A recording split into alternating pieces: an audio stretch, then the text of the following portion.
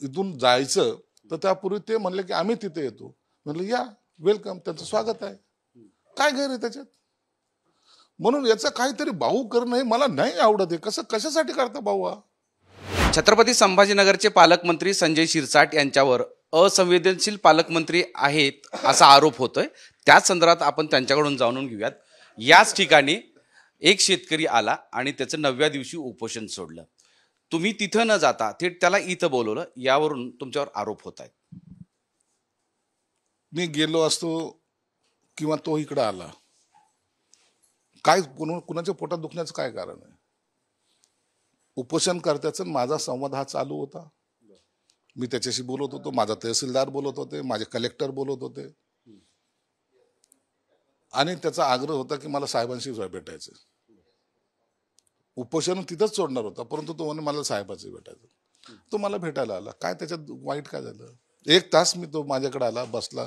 त्याची मिसेस होती, त्याची वहिनी होती, कार्यकर्ते होते, सर्वजण मिळून त्याला सांगितलं, भूमिका समजून सांगितली, सरकारची भूमिका सांगितली की सरकार असं असं करतंय.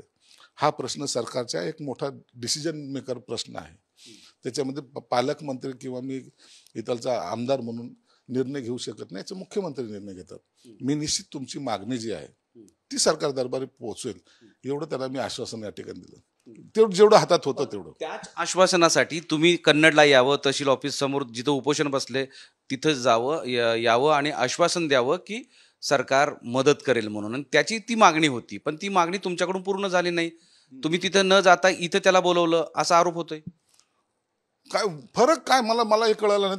त्यांनी मागणी केली, मला पालकमंत्री उपोषण स्थळी जाण्यासाठी तुम्हाला वेळ नव्हता का? नव्हता. मला वेळ, माझ्याकडे वेळ नव्हता. मी संध्याकाळी 6 वाजता मुंबईला आलो होतो. मी जाऊ शकत नव्हतो. आता मी 6 वाजता जर आलो तर मला घरी आल्यानंतर इथून जायचं तर त्यापूर्वी ते म्हणले की आम्ही तिथे येतो. म्हणलं या, वेलकम, त्यांचं स्वागत आहे. काय गैर आहे त्याच्यात?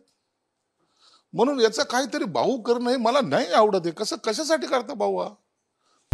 आता isakal.com आहे देशातील नंबर 1 ची मराठी न्यूज वेबसाईट. प्रत्येक अपडेटसाठी isakal.com ला नक्की भेट द्या. पण ही अजबच घटना म्हणावी लागेल की उपोषण करता थेट 60-70 किलोमीटरवरून इथे येतो आणि पालकमंत्र्याच्या हस्ते ज्यूस पिऊन इथं उपोषण सोडतो. मग तो माझ्यावर विश्वास ठेवतो ना. कोणी जाईल आता उपोषण करता असं कोणाच्या दारात जातो? त्याचा माझ्यावर असलेला विश्वास येतो. पालकमंत्र्यावर विश्वास दर्शवणं हे मला सर्टिफिकेट आहे. पण हे तुम्हाला योग्य वाटतं का? हे चूक नाही का? जर टीका करत असतील विरोधक टीका करतात, करू द्या. मी गेलं पाहिजे हे तेवढं सत्य आहे. परंतु काही अडचणीचा भाग असतो, त्यांनी जे अंडरस्टँडिंग करून घेतली, मी अंडरस्टँडिंग करून घेतली आणि एकमेकाला भेटलो. काय वाईट आहे त्याच्यात? अहो, त्यांनी विश्वास दाखवला पालकमंत्र्यावर.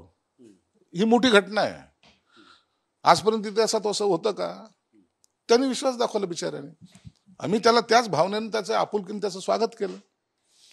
म्हणून याच्यासाठी काहीतरी बाबा पालकमंत्री काही वेगळ्या मूडमध्ये, राजेशाहीच्या मूडमध्ये असं समजायचं काहीच कारण नाही. तुमच्या दोघांच्या चर्चेतून तो इथं आला. हा, नक्कीच विचार. चर्चेतूनच आम्ही इथं आलो.